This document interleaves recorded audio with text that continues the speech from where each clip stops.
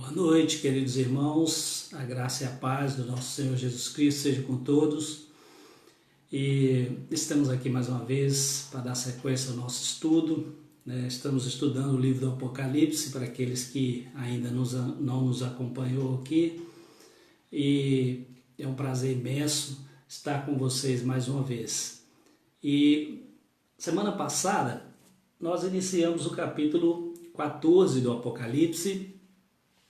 Estudamos até o verso 13, que é um capítulo que falou para a gente sobre as vozes de juízo, direcionadas à terra, aos homens ímpios, ao povo de Deus, E eu fiquei de dar sequência a partir do versículo 14 até o 20, que encerra o capítulo 14, que fala da ceifa, que é uma figura de arrebatamento, que é a colheita, ou é o recolher o trigo no celeiro, e a vindima, que é uma figura do juízo final, E é muito interessante esse estudo. Eu vou detalhar alguns textos bíblicos comparando aqui para a gente poder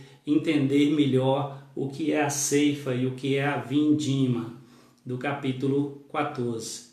Nós vamos orar e aí eu vou ler do versículo 14 ao 16 primeiro e depois a gente vai ler do 17 ao 20. E queremos adentrar hoje também no capítulo 15, tá? Se assim o tempo nos permitir, eu creio que vai dar sim. E que os irmãos possam estar acompanhando e cada vez mais se interessando pela leitura, não só do livro do Apocalipse, mas de toda a Bíblia, porque nós sabemos que sem essa leitura, que sem essa busca diária, nós não conseguimos vencer nossas lutas, nossas dores, nossa carnalidade, que esse mundo tanto nos assola e tanto nos persegue nesse sentido. Mas somos encorajados a buscar o auxílio do Espírito Santo que habita em nós. Então vamos orar? Pai, querido Deus, maravilhoso e eterno, santificado, Senhor, seja o teu santo nome. Que o Senhor possa estar nos capacitando mais esse estudo da agora, para que o teu Santo Espírito venha falar através de mim e que possa estar expandindo essa maravilhosa graça do teu Evangelho a todas as pessoas que estão acompanhando esse estudo e aquelas que depois vão assistir também. Pai, que o Senhor possa capacitar cada vez mais o entendimento da tua palavra, para que nós possamos colocar em prática na nossa vida diária. E assim podermos ser servos melhores, pessoas melhores que a cada dia vamos mortificando nossos erros, nossos pecados, em busca de uma santificação, porque nós sabemos que ela é uma luta diária. E aquele que perseverar até o fim, a tua palavra diz que será salvo.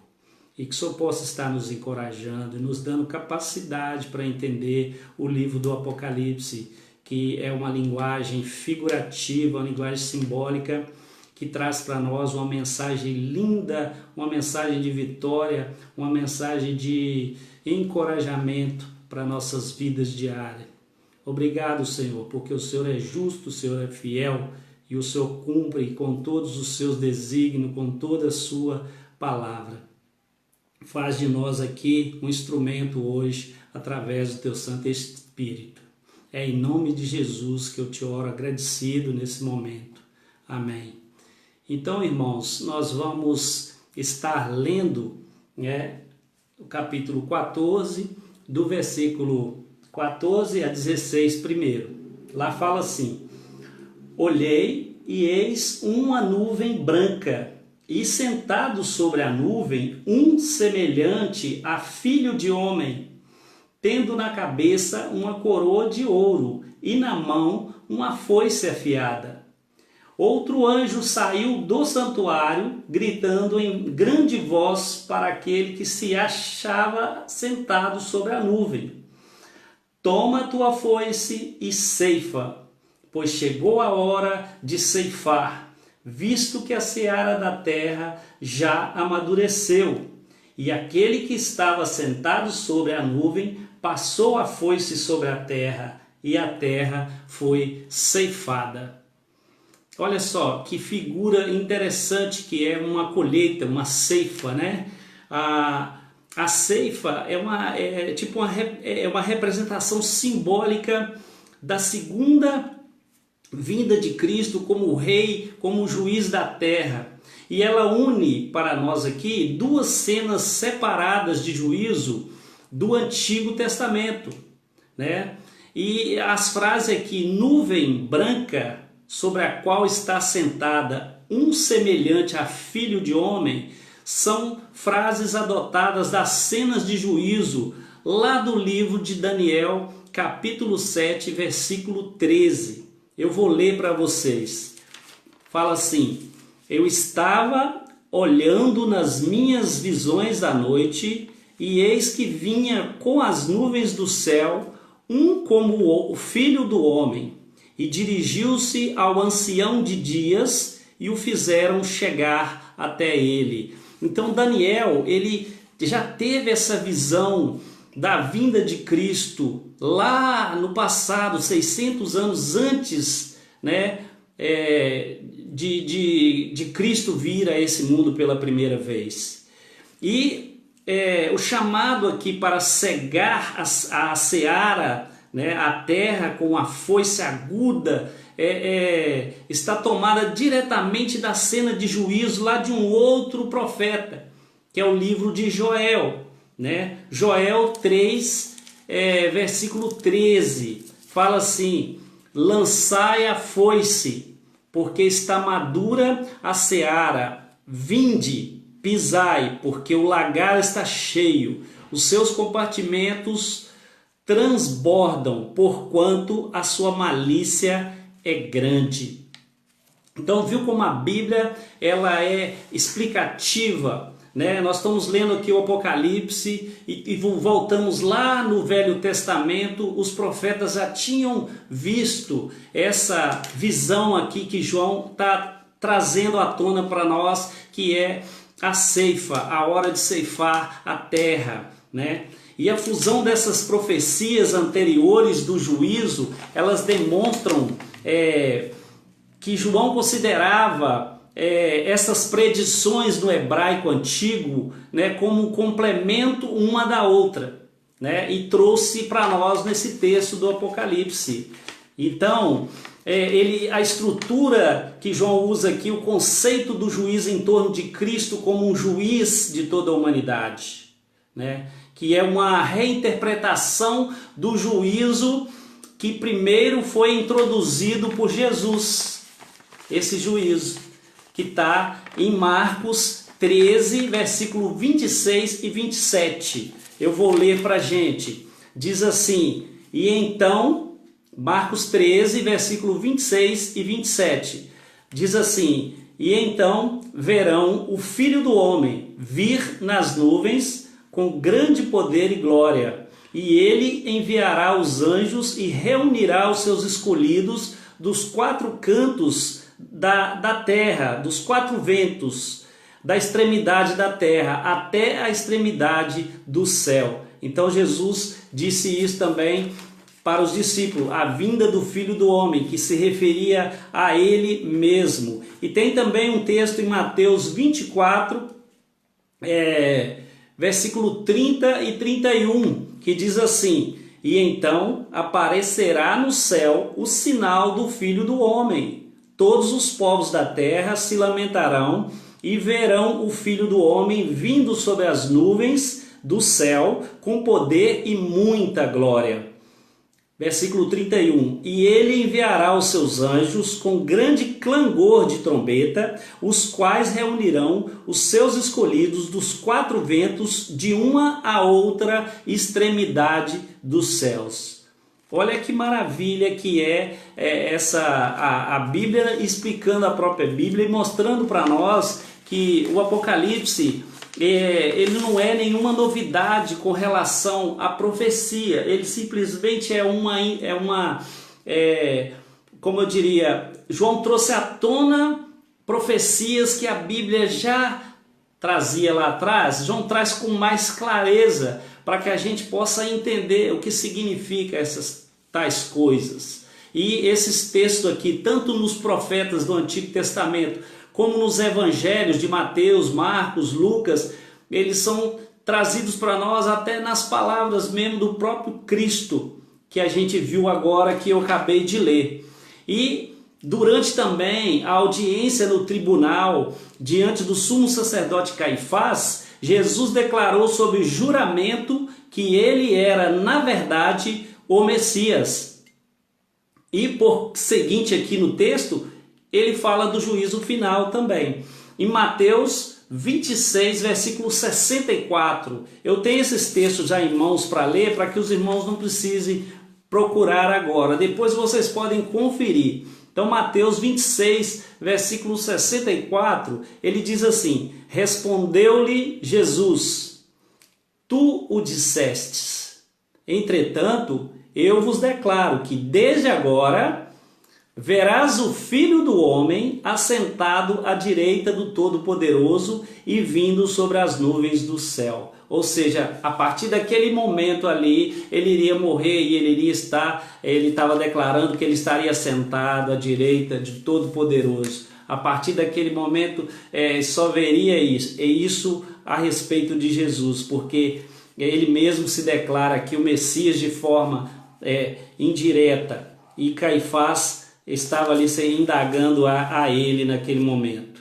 E o que ele predisse está descrito claramente no Apocalipse 14, versículo 14, que nós lemos: olhei e eis uma nuvem branca, e sentado sobre a nuvem um semelhante a filho de homem, tendo na cabeça uma coroa de ouro e na mão uma foice afiada.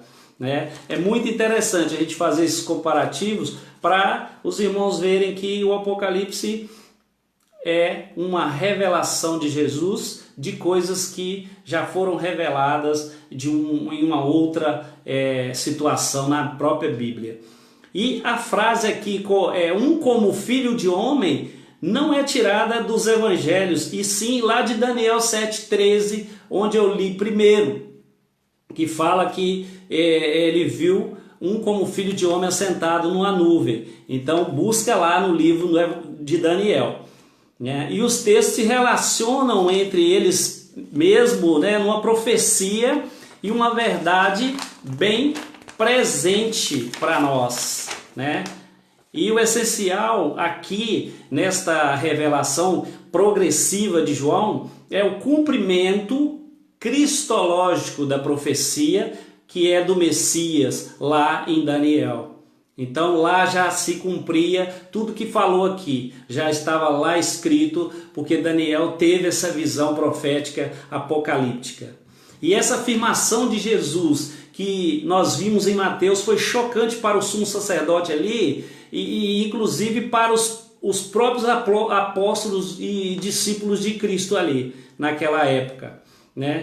Eles ficaram também chocados. A visão do juízo de João em Apocalipse 14, ela confirma uma nova revelação de Jesus como sendo uma verdade sempre presente para a igreja de todos os tempos, Não só daquela época, mas para a igreja em geral. Por isso que o Apocalipse nos traz a revelação.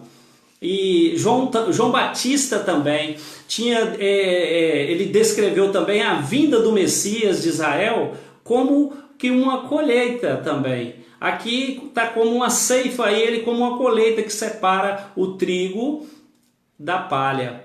Está lá em Mateus, capítulo 3, versículo 12. Eu vou ler para vocês. Fala assim, é João Batista falando sobre Jesus. A sua pá ele a tem na mão e limpará completamente a sua eira. Recolherá o seu trigo no celeiro, mas queimará a palha em fogo inextinguível. Ou seja, João estava tendo essa visão Semana passada eu até disse isso. João, ele teve a visão, porém escatológica, da vinda de Cristo. E ele pregou que ele viria fazer isso, recolher o trigo no celeiro e queimar a palha em fogo inextinguível. Mas Jesus não fez isso na primeira vinda, né? João ficou confuso porque ele ia morrer e eu disse na semana passada, mas eu vou repetir. E ele ficou na dúvida, mandou perguntar, mandou os discípulos ir perguntar: Senhor, o Senhor é o Senhor mesmo? É o Messias? Porque não aconteceu o que eu falei. E Jesus deu para ele uma resposta simples e o confortou, porque no outro dia ele seria decapitado. E ele entendeu, né, eu creio, porque ele não ia morrer com essa dúvida, sendo um profeta ali de Deus, que ele ficou confuso também com a visão que ele teve. A visão que ele teve é essa do Apocalipse, da ceifa. Viria recolher o trigo no celeiro, ou seja, arrebatar os seus e jogar o juízo, né, sobre a terra e sobre os homens ímpios e os inimigos de nossas almas, né? A linguagem figurada, ela indica para nós que o juízo messiânico, ele proporciona redenção aos santos, né? Que é um juízo que traz redenção para os santos, que serão reunidos como um trigo reunido num celeiro, numa colheita, um celeiro de Deus, né? Nós somos guardados, separados, mas, portanto, os irmãos, né, a gente vê que a gente fica vendo que ele vai queimar a palha no fogo inextinguível e recolher o trigo no celeiro, ou seja, é a ceifa que está falando ali no versículo 14 a 16, e depois nós vamos ler do 17 ao 20, que fala da vindima, ou recolher das uvas, que também é símbolo de juízo, porque elas serão pisadas no lagar, e ao invés de escorrer vinho, vai escorrer sangue, né? E os discípulos também perguntam para ele sobre a parábola do joio, que Cristo diz, está lá em Mateus 13, de 36 a 43. Eu vou ler para nós. Os discípulos falam assim, Mateus 13, 36 a 43. Fala assim: então, despedindo as multidões, foi Jesus para casa, e chegando-se a ele, os seus discípulos disseram: explica-nos a parábola do joio do campo. E ele respondeu assim: o que semeia a boa semente é o Filho do Homem. O campo é o mundo. A boa semente são os filhos do reino, né? O joio são os filhos do maligno. O inimigo que o semeou é o diabo. A ceifa é a consumação do século, e os ceifeiros são os anjos. Pois assim como o joio é colhido e lançado no fogo, assim será a consumação do século. Mandará o Filho do Homem os seus anjos, que ajuntarão seu reino todos os escândalos e os que praticam a iniquidade, e os lançarão na fornalha acesa. Ali haverá choro e ranger de dentes. E então os justos resplandecerão como o sol no reino do seu Pai. Quem tem ouvidos para ouvir, ouça. Ou seja, Jesus já predisse esse final com a parábola do joio. Na pergunta dos discípulos, Jesus explicou muito bem, e ele ampliou o campo aqui até dar uma extensão universal. Porque quando ele destaca nos versículos 38, que ele fala assim: o campo é o mundo, a boa semente são os filhos do reino, o joio são os filhos do maligno, né? E o inimigo que o semeou é o diabo. A ceifa é a consumação do século, e os ceifeiros são os anjos. Qual figura nós lemos aqui? Os ceifeiros são os anjos, são enviados para fazer a colheita. E aqui nós temos no versículo 38 e 39, como eu li, é destacado, né, o que é a ceifa e o que é a colheita. Mostra para nós que é a figura do Apocalipse 14, versículo 14. E depois Jesus enfatizou ali no final a separação entre o ímpio e o justo, com respeito ao destino eterno. Porque no versículo que eu li, o 41, né, até o 43, fala assim: mandará o Filho do Homem os seus anjos, que ajuntarão do seu reino todos os escândalos e os que praticam a iniquidade, e os lançarão na fornalha acesa. Ali haverá choro e ranger de dentes. E então os justos resplandecerão com o sol no reino de seu Pai. Quem tem ouvidos para ouvir, ouça. Então, queridos, a Bíblia explica a própria Bíblia. E pegando do capítulo 14, o versículo 17 até o versículo 20, a gente vê a figura da vindima, que diz assim, eu vou ler. Então saiu do santuário que se encontra no céu um anjo, tendo ele mesmo também uma foice afiada.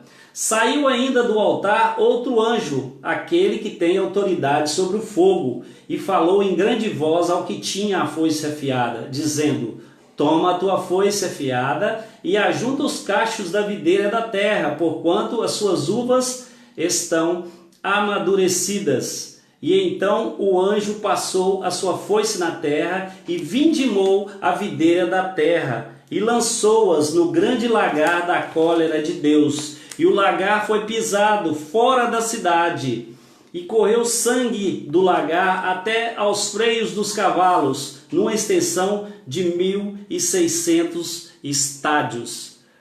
Olha só que figura do juízo final, né? Aqui no capítulo 14 do Apocalipse está se encerrando mais uma sessão de 7, que a gente falou que o livro é dividido em 7 sessões de 7. E a visão do juízo aqui serve como uma confirmação dramática lá da parábola do joio de Jesus, né? A visão da grande colheita das uvas de Apocalipse 17 a 20 que nós lemos aqui amplia também a descrição da colheita de uvas que nós lemos lá em Joel 3,13, né? E volta a definir como o juízo que está centrado em Cristo.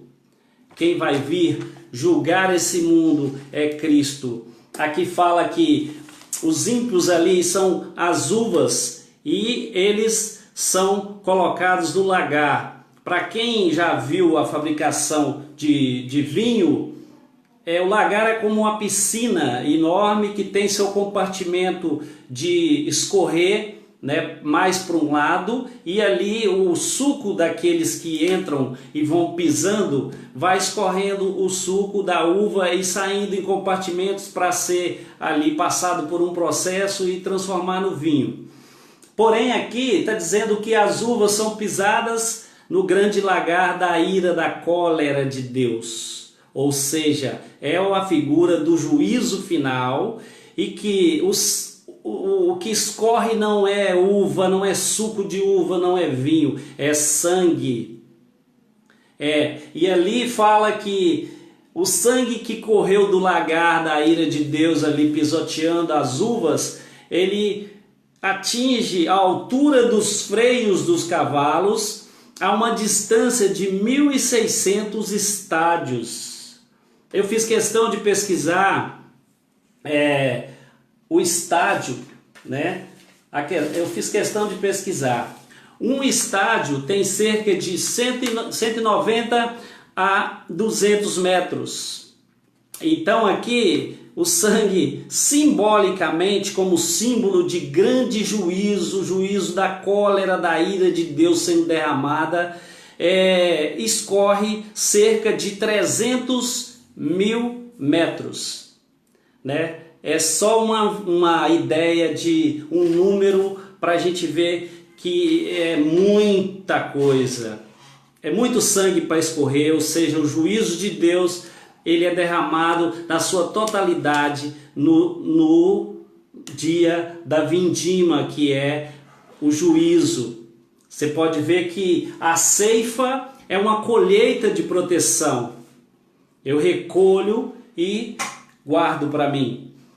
A uva, ela é lançada no lagar, ela é pisoteada.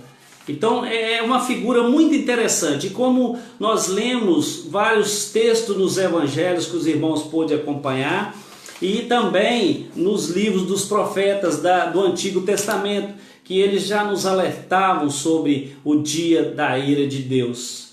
E sendo assim, meus queridos, a gente encerra o capítulo 14 com essa figura do juízo final e do arrebatamento da igreja de Cristo de uma forma de colheita, né? Na forma de guardar aquilo que é seu e queimar aquilo que é injusto, que desobedeceu a sua palavra, que não procurou viver e andar nos seus caminhos.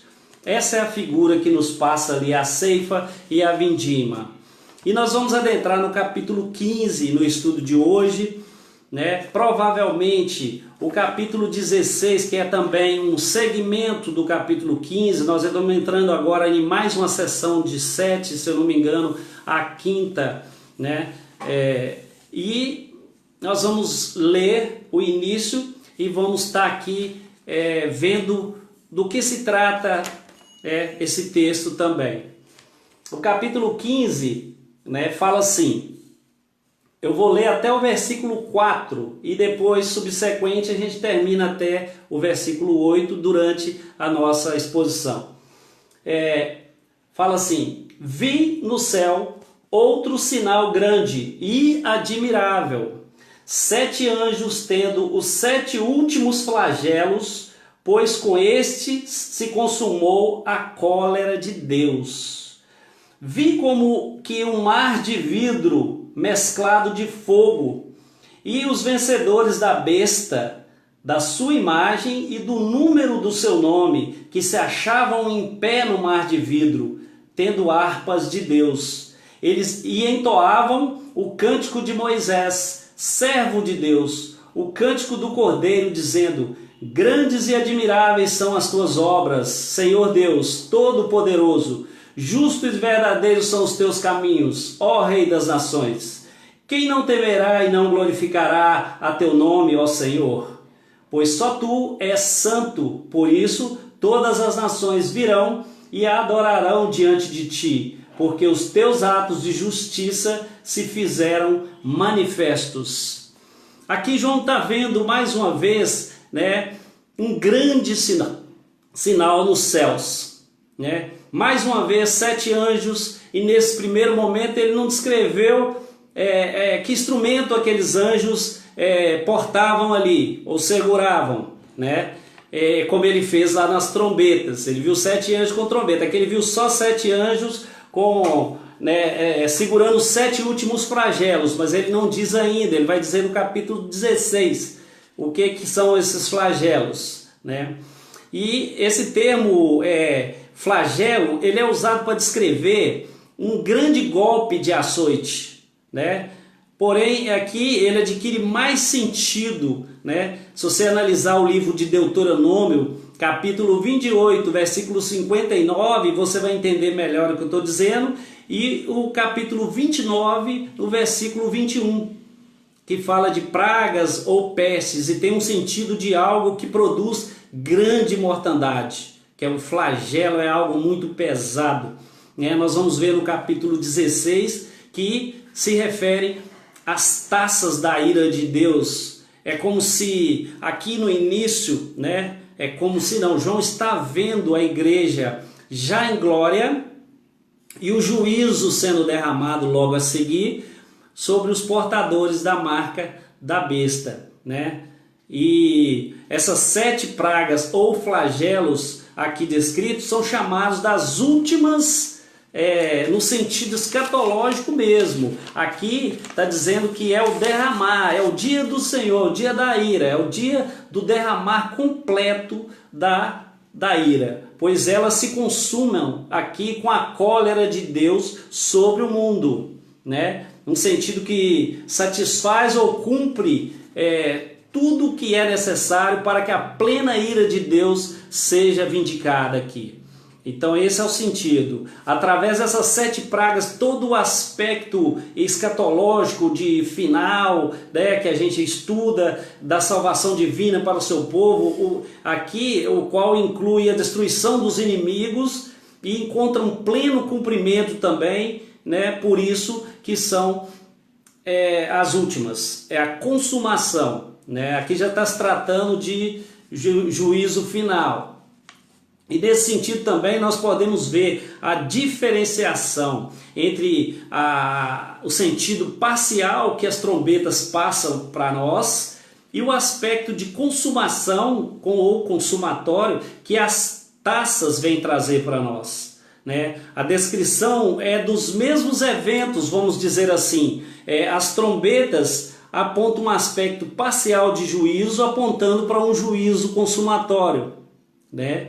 E outros, o aspecto total, que vem é o juízo com as taças. As trombetas anunciam o juízo lá no que nós estudamos das 7 trombetas, e as taças derramam o juízo total, ou seja, o anúncio de Deus vem antes do seu juízo, né?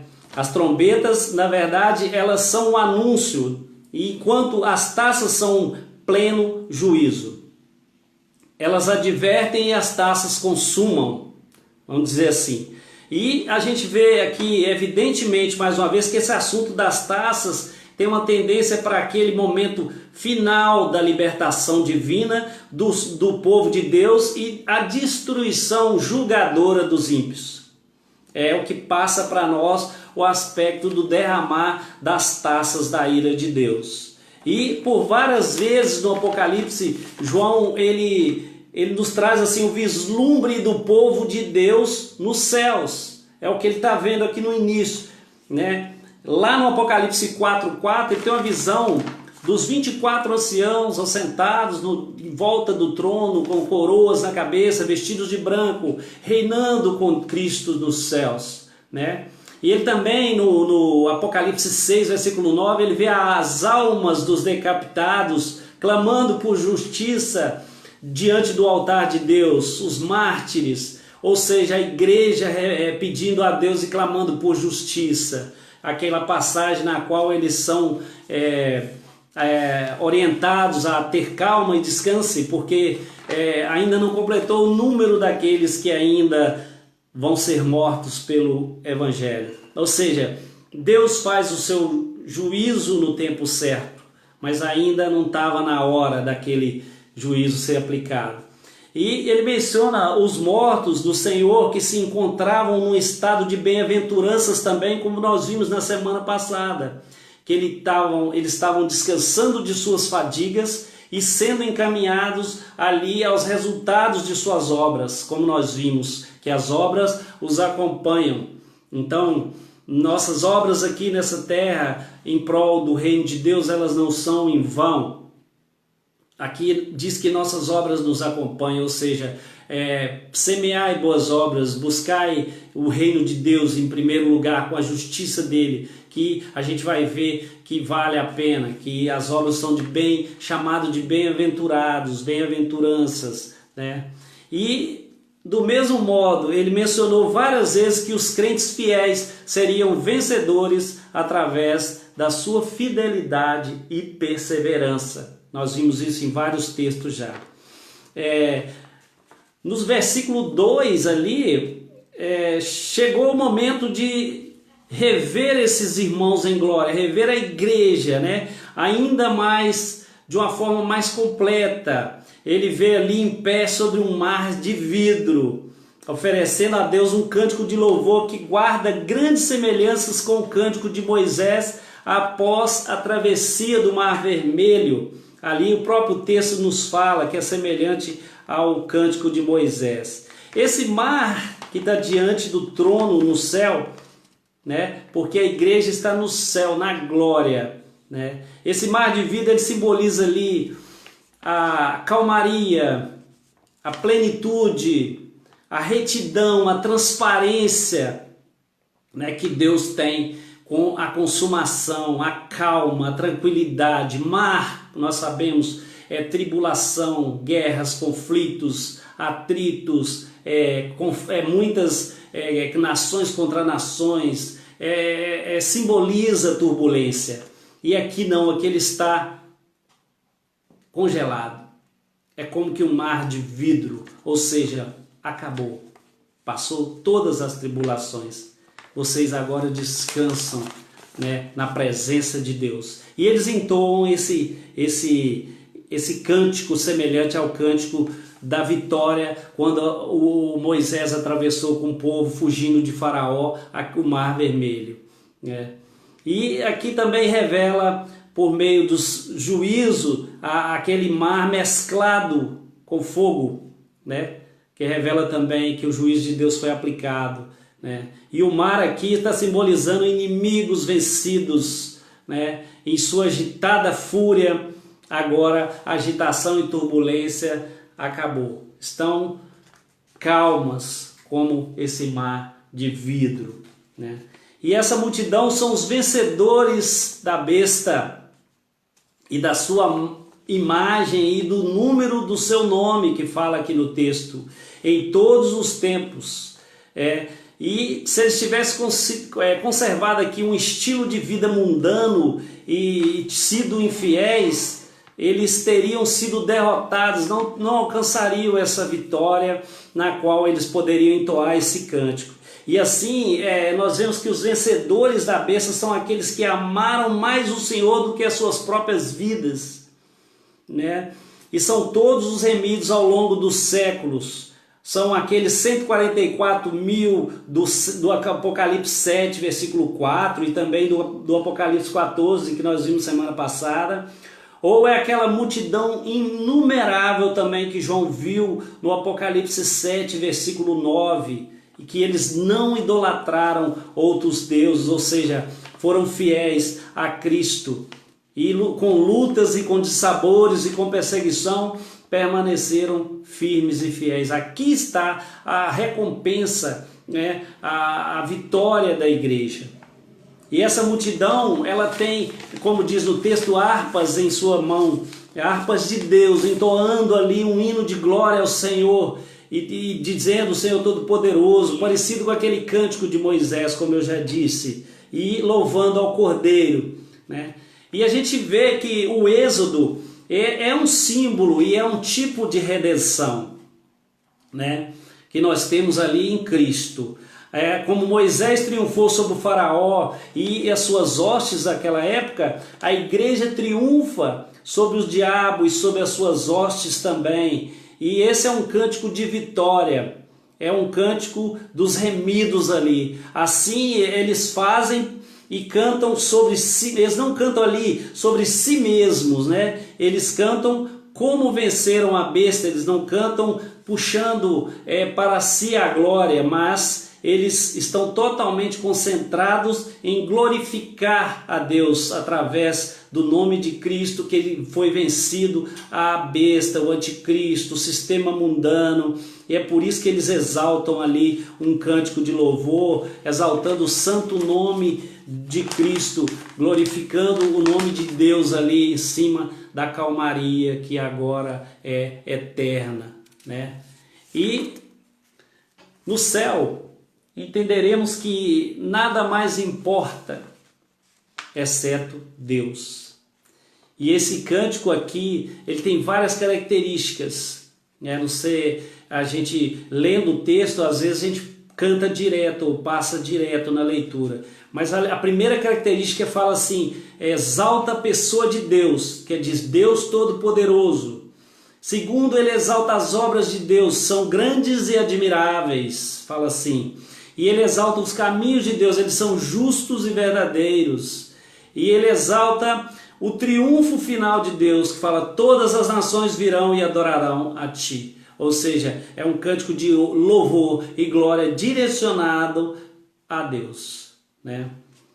E no versículo 5 até o 8, nós vamos ler agora para a gente dar sequência nesse entendimento. Depois dessas coisas olhei e abriu-se no céu o santuário do tabernáculo do testemunho. E os 7 anjos que tinham os 7 flagelos saíram do santuário, vestidos de linho puro e resplandecente, e cingidos ao peito com cintas de ouro. E então um dos 4 seres viventes deu aos 7 anjos 7 taças de ouro, cheias da cólera de Deus, que vive pelos séculos dos séculos. O santuário se encheu de fumaça, procedente da glória de Deus e do seu poder. E ninguém podia penetrar no santuário, enquanto não se cumprisse os 7 flagelos dos 7 anjos.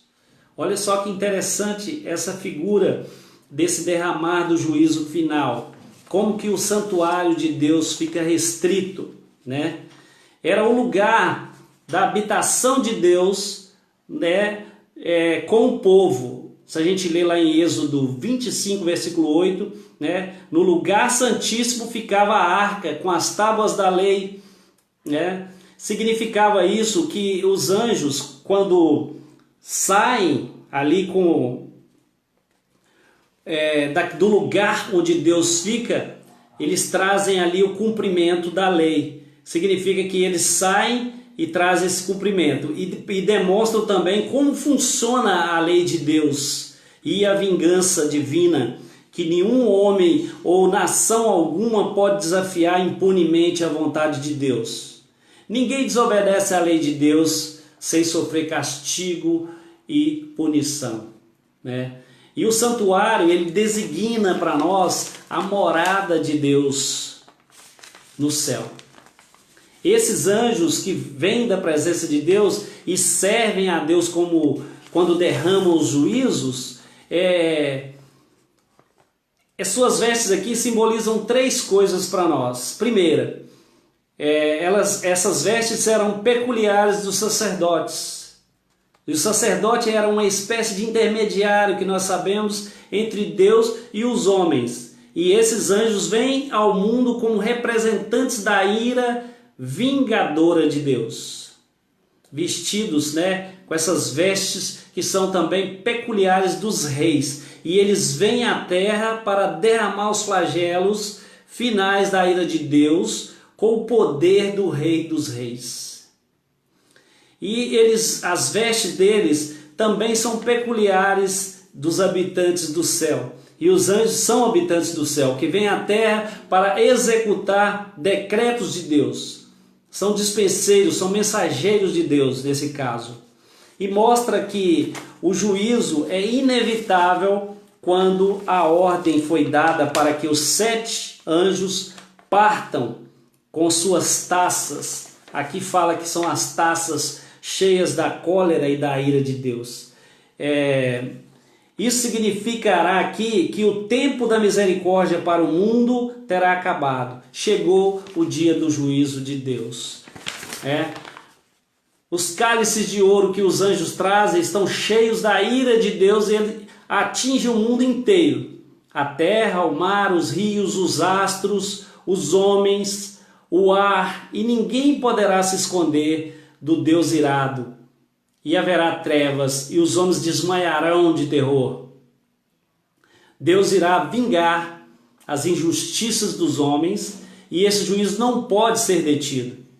E não são catástrofes naturais nesse caso, e nem anjos malignos que atingem os homens desta vez, mas é o próprio Deus irado, porque os espíritos malignos também receberão o seu juízo no juízo final. Então realmente é a taça da ira de Deus, né? Lá em Êxodo 40, versículo 34 e 35, quando o tabernáculo ficou pronto para o deserto, a glória de Deus o encheu e Moisés não pôde entrar. Lá em 1 Reis, capítulo 8, versículo 10 a 11, quando o templo de Salomão foi consagrado, a glória de Deus o encheu e os sacerdotes também não puderam entrar. Em Isaías 6,4, quando Isaías viu a Deus do santuário, a glória de Deus o encheu e as bases do limiar se moveram. Em Ezequiel 44, versículo 4, quando Ezequiel viu a glória de Deus encher o templo, ele caiu com o rosto em terra. Ele não pôde contemplar, né? Isso nos prova que os propósitos de Deus serão obscuros para o homem.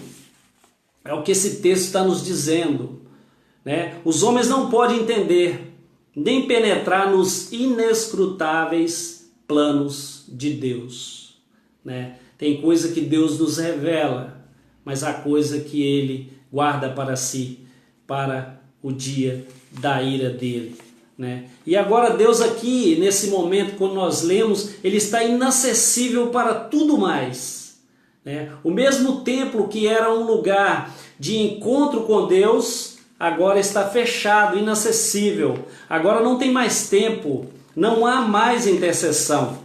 Chegou a hora final. É a consumação da cólera de Deus. É o dia do juízo, quando a ira sem mistura será derramada sobre os homens ímpios. E a besta, o anticristo, Satanás, o diabo, o dragão, a antiga serpente. Nós devemos, irmãos, nos voltar para Deus cada vez mais. Buscarmos a Deus cada vez mais. Enquanto nós temos tempo. E enquanto Ele está perto.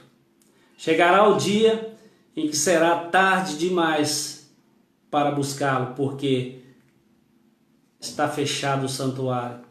Ninguém mais tem acesso. E é isso que o texto vem dizer para nós. João está tendo esse vislumbre dessa ideia do juízo final, das taças sendo derramadas, e na hora que é dada a ordem, o santuário se encheu de fumaça. Ninguém mais teve acesso. É o momento da justiça de Deus ser aplicada sobre esse mundo, sobre a injustiça, sobre tudo que o homem causou de mal, sobre tudo e todos que tramaram contra o reino de Deus, que fizeram coisas que o contrariaram o caminho, né, do Evangelho de Cristo, né? E a gente tem que refletir bastante sobre isso, porque a nossa vida cristã, ela não é um conto de fadas, ela é uma vida real. E estamos aqui diante dos nossos tentações, os nossos pecados, os nossos defeitos, mas nós temos que evitar praticá-los. O mau pensamento vai vir na nossa cabeça, né? As coisas ruins vão estar diante de nós, mas devemos evitá-las, devemos fugir delas, devemos buscar em oração a fortaleza, né? O escudo da palavra para nos fortalecer, para que nós possamos ser essa multidão que está aqui diante de Deus cantando esse hino de louvor, né? Enquanto a terra sofre com a ira de Deus sobre ela e sobre os homens ímpios e os inimigos de nossas almas. Isso que o Apocalipse nos passa, esse encorajar. João sempre mostra, né, a igreja nos céus. Isso deve ter encorajado muito as igrejas da época de João, porque eles viam o martírio diante dos olhos dele, eles estavam passando a turbulência. E quando eles receberam essa carta, eles ficaram mais aliviados, porque eles viram que vale a pena. Eles entenderam o recado, né? E as taças derramadas, para concluir aqui, irmãos, elas têm dois importantes momentos da redenção, né? Como tem sido profetizada nas Escrituras ao longo dos séculos.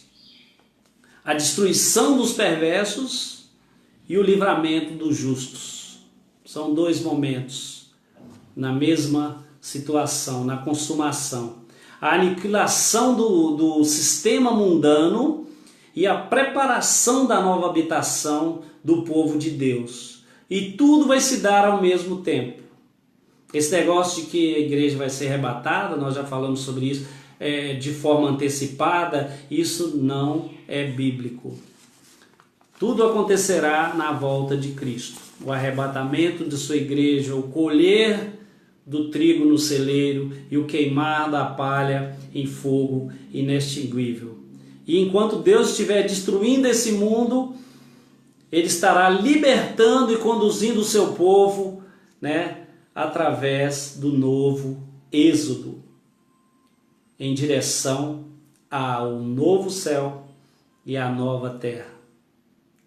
Tudo será consumado e tudo vai ser ali findado, como diz assim, para essa era que nós vivemos, para esse mundo em que nós conhecemos.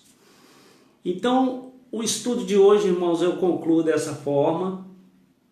Semana que vem nós vamos falar de cada flagelo desse sendo derramado, que são as taças da ira de Deus, Agora foi só um início que está no capítulo 15, mas o capítulo 16 vai detalhar cada taça dessa sendo derramada para a gente. E depois a gente vai entrar no capítulo 17, que é um estudo muito interessante sobre a descrição ali da grande meretriz, a Babilônia, que é um assunto também bem interessante.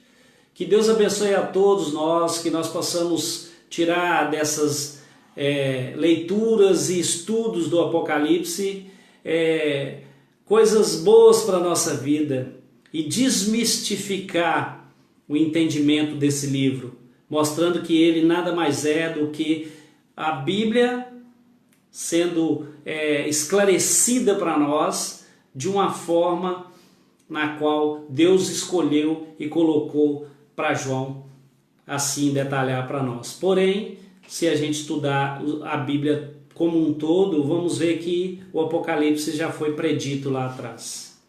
Amém, meus queridos? Vamos orar e que todos tenham uma boa noite na presença do nosso Senhor. Pai querido, Deus eterno, damos-te graça, Senhor, mais uma vez. Pai, muito obrigado, Pai, pela tua palavra. Ela é sempre viva, é sempre eficaz na nossa vida, ela nos traz conforto, ela nos traz esclarecimento, ela nos faz ficar mais encorajados a vivermos nesse mundo sabendo que o Senhor tem um plano eterno para nós. O Senhor tem um plano na qual nós viveremos na tua presença eternamente, cantando hino de louvor, sabendo que tudo vai se consumar no dia da sua ira. E ai daqueles que não procurar os teus caminhos, não estiver nos teus caminhos, não procurar ser realmente servos do Senhor, procurar ler a tua palavra, entender mais, buscar em espírito e em verdade aquilo que o Senhor tem de melhor para cada um de nós. Abençoe a cada um que está aqui, ó Pai, nesse momento em comunhão assistindo, e a todos aqueles que também vão assistir depois. Abençoe, Senhor, a minha vida, abençoe a vida da minha família. E muito obrigado, Senhor, por tudo que o Senhor tem feito, no nome santo e precioso do nosso Salvador Jesus Cristo. Amém. Fiquem com Deus, queridos. Grande abraço.